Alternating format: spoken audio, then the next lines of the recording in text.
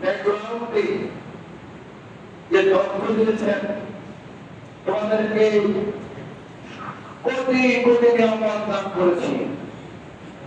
যদি নিয়ামতের শুকরিয়া আদায় করো, তোমাদেরকে আরো বাড়িয়ে দেবো।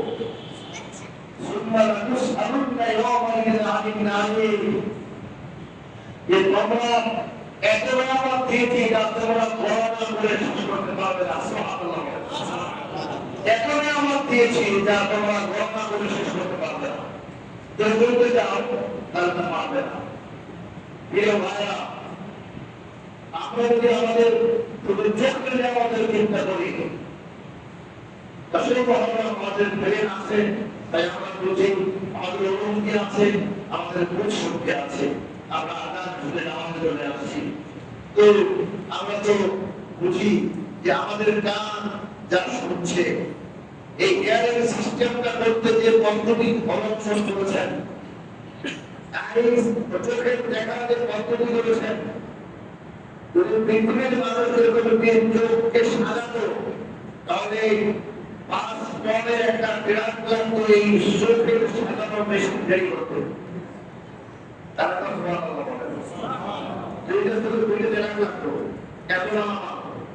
কিন্তু আল্লাহ তাআলা এগুলোকে এত ছোট করে বসেছেন।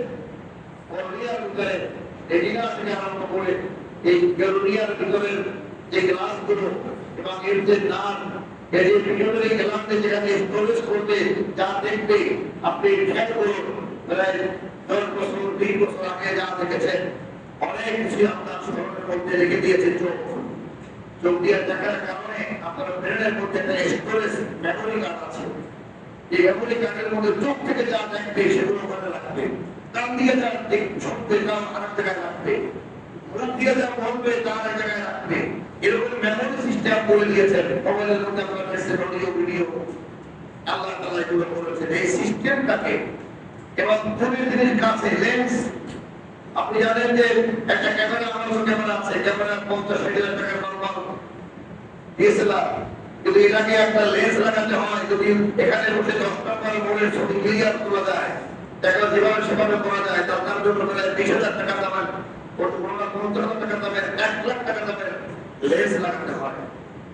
এগুলো দিয়ে গাছের জন্য একটা, ফুলের জন্য একটা, চোখে এমনভাবে আল্লাহ লাগিয়ে দিয়েছেন, আপনি পাশে গাছেরটা পড়বেন, আবার ঘুরতে দেখবেন, সেকেন্ডের ভিতরে আপনার ওই লেন্স ভিতরে রেডি হয়ে ফুলেরটাও এখন দেখবে, গাছেরটা এখন এভাবে দেখার ব্যবস্থা করেছেন আল্লাহ সুবহানাল্লাহ।